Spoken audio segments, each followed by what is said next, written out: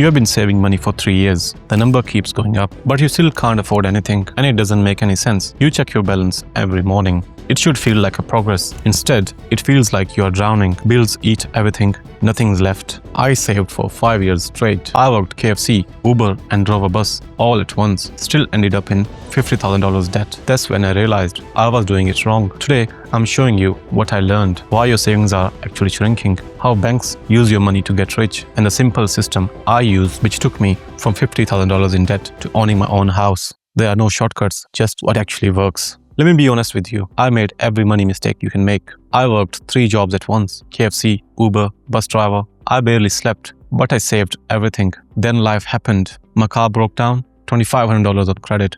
Crypto crash, lost over $2,000. Financed a car I couldn't afford. Suddenly, I owed $50,000. I sat in my car and almost cried because I did everything right, but I was still losing. That's when I realized something. Saving money doesn't make you safe. Understanding money does. Here's what I learned the hard way and the exact process I used to fix it. Step 1.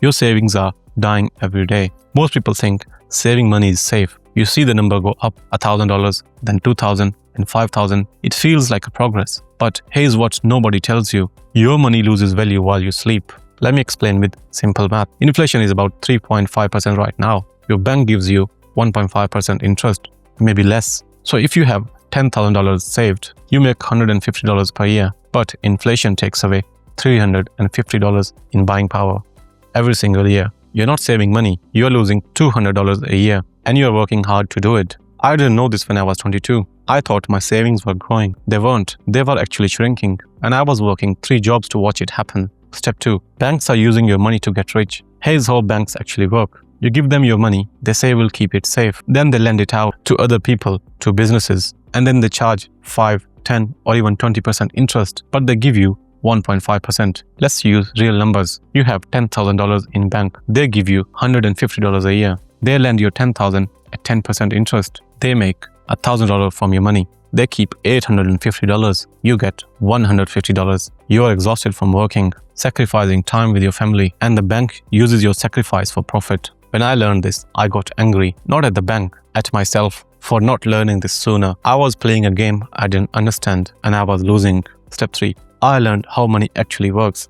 I was driving a bus 10 hours a day. I didn't have time for school. I didn't have money for courses. I listened to finance podcasts. I read books on lunch breaks. I watched YouTube videos at night, and I learned something that changed everything. The S&P 500 is an index fund. It's the 500 biggest companies in America.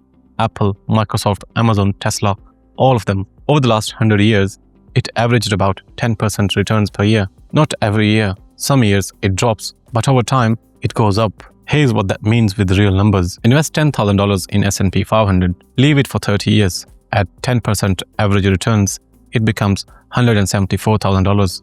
You didn't do anything. You just left it there. But here's the crazy part. If you invest just $200 a month into S&P 500 index fund, in 30 years, you would have over $400,000. You'd put only $72,000 of your own money. Rest is the power of compounding. I did this math sitting in my bus. I wasted 5 years saving in a bank. If I had invested that money instead, I would be years ahead now. So I started immediately, even though I was scared. I opened an account and put in $50. Just $50. It wasn't much, but it was something. And for the first time ever, my money was working for me. Step 4. Keep an emergency fund, but stop hoarding cash. Here's the mistake I see constantly. People save too much cash. They think they need a year of expenses saved. But here's the truth. Cash is for 3 things only: emergencies, enjoyment, and short-term goals. That's it. You need an emergency fund. 3 to 5 months of living expenses. That's your safety net. If you lose your job, you won't panic. If your car breaks down, you are covered. But anything more than 5 months, that's too much.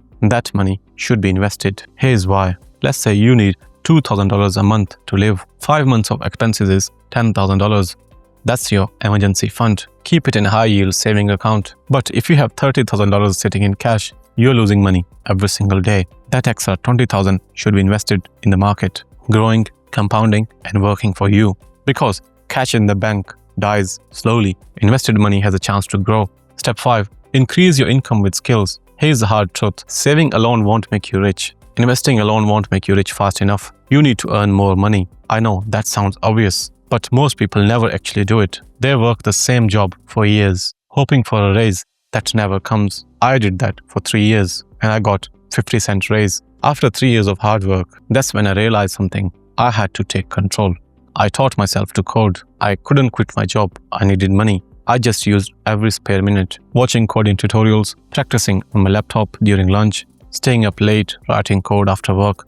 It was exhausting, but I kept going because I knew it was my only way out. After a year, I applied for jobs. I got rejected a lot, but eventually I got a yes. My starting salary, $60,000 a year, more than I made working 3 jobs combined. Suddenly, I had money to invest.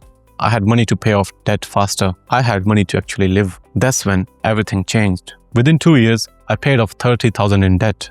I bought first home, not because I got lucky, because I invested in myself. Let me explain something really important. When I say invest, I know what you're thinking. Crypto, day trading, picking the next Tesla. That's not what I'm talking about. I'm talking about index funds. Let me break it down super simply. An index fund is like a basket of stocks. Instead of buying one company, you buy hundreds. The S&P 500 has 500 biggest US companies. When you buy it, you own a piece of all of them. Apple, Microsoft, Amazon. You're not picking winners. You are betting on the entire economy. And historically, the economy grows. Not every day, not every year. Some years, the market crashes. That's how you build real wealth. Not by timing the market, not by gambling on meme stocks, but by staying consistent, investing every single day, no matter what the market does. That's called dollar cost averaging. It means you buy when the prices are high, you buy when prices are low, you just keep buying. And over time, it averages out. This is boring, I know, but boring works. Boring made me financially stable. Boring bought me a house. Boring is giving me freedom. Now here's the part nobody talks about. There's one thing I did that changed everything. It's not sexy, it's not exciting, it won't make you rich overnight. But this is the reason I went from $50,000 debt to homeowner in 5 years. I'll tell you what it is in just a second, but first let me tell you what it's not. It's not crypto, it's not day trading, and it's not a side hustle. It's way simpler than all of that, and you can set it up in 10 minutes. Here it is. I automated my investments. Every single payday, $200, went straight into my index fund. Before I could spend it, I set it up once and never touched it again. Over 5 years, that turned into $15,000 in contributions, plus growth, plus compounding, plus dividends. That money grew nearly to $20,000, and that $20,000 became my house deposit, not from saving, but from investing, automatically, consistently, and boringly. That's the secret. Automation removes emotion from the equation. You don't have to remember. You just set it and forget it, and your future self will thank you. Here's the bonus tip. If you are in debt, don't wait to start investing. I see people make this mistake constantly. They say, I'll invest once I'm debt-free, but that could take years, and you will miss years of compound growth. Here's what I did instead. I did both at the same time. I paid off high-interest debt first, my credit cards, or anything over 10% interest, but I still put something into my index fund, even just $20 a month. You must be thinking, why? Because the habit matters more than the amount. You are training your brain to think like an investor, not a spender, not a saver, but an investor. Someone who makes their money work for them. That mindset shift is everything. Here's the truth nobody wants to hear. Saving money feels safe. It feels responsible. It feels like progress, but it's a trap. Your money loses value every single day. A bank uses your money to get rich, and you stay stuck. Working hard, saving money, going nowhere. Investing feels scary. It feels like you could lose everything, but it's the only way forward. Here's what I want you to do. Open an investing account today. Put in $10, $50, $100, whatever you can afford right now. Buy an S&P 500 index fund, then set up automatic investments, $20, $50, or $100 a month. Whatever you can do consistently, and then forget about it. Don't check it every day. Don't panic when it goes down. Just let it grow. 5 years from now, you'll thank yourself. I promise you that. I went from $50,000 in debt to financial stability, not because I'm special, not because I got lucky, because I stopped playing it safe and I started playing smart. You can do the same thing. You just have to start. If you like this video, you might be interested in this one. Don't click on it just yet. Make sure to hit those like and subscribe buttons. I make videos like this every single week. I'll see you in the next one.